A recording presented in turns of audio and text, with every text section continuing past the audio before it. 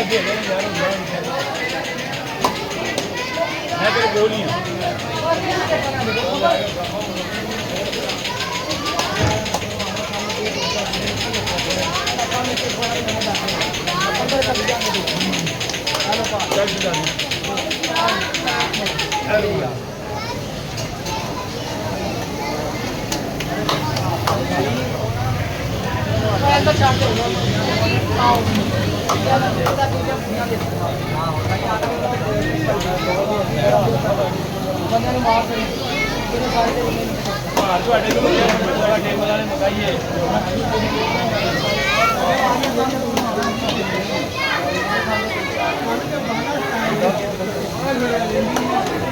हां अपने आने किसी ने बाल तंग ही कर दें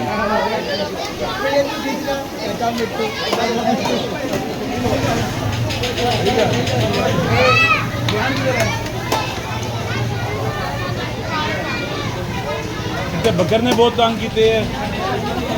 कौन सा बकर